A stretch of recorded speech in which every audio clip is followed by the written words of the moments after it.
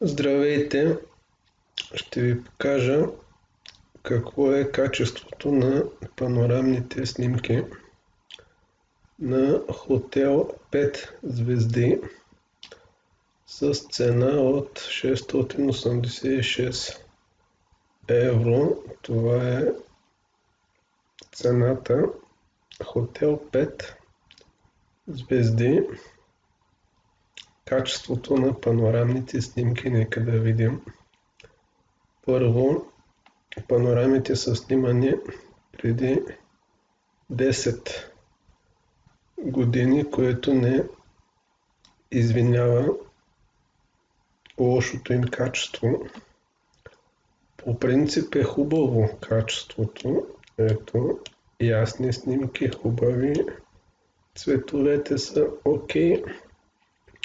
Само че идваме долу на зенит. Или по-скоро това е надир, защото е в най-долната част. И виждаме това нещо тук е сянката на статива и фотоапарата. Това е много лошо качество на панорамна снимка. Както казах, на надир да виждаме подобно нещо. Има и по-лошо в снимката. Когато се разгледаме наляво и надясно, не може да го забележим, но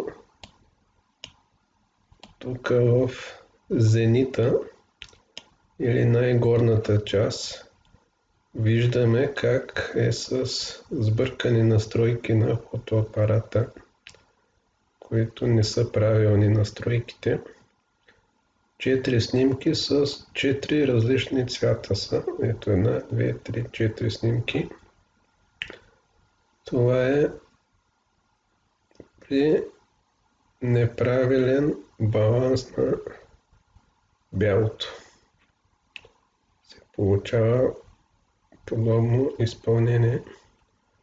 Тук това, което не е напаснато, изобщо не го отразявам, нали? Но тези 4 различни снимки в една събрание е недопустимо за хотел от 5 звезди да има подобни панорами с такова качество.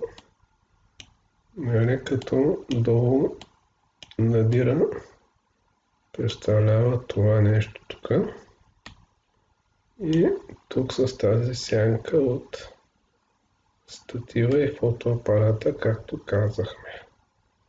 Ако тук не си личи много ясно, ето на снимката външна пред хотела. Ето го, прекрасен хотел, страхотен, но ето тук долу. Ето го нашия надир, какво представлява. Статива и фотоапарата с сянката. Това е недопустимо за хотел от 5 звезди. Подобно качество на панорамните снимки да има. Това е в Google Maps, където всеки може да ги види. Ето по същия начин 4 снимки събрани в една, всяка с различни настройки, което е направо потресяващо. Ето тук долу пак по същия начин имаме един кофти надир. Така е във всички панорами на хотела. Това е хотел Das Central. Може да го видите в Google Maps. Тук я да видим тази панорама. Долу как е. По същия начин кофти надир. Ето и зенита. как е направен от 4 различни снимки, всяка с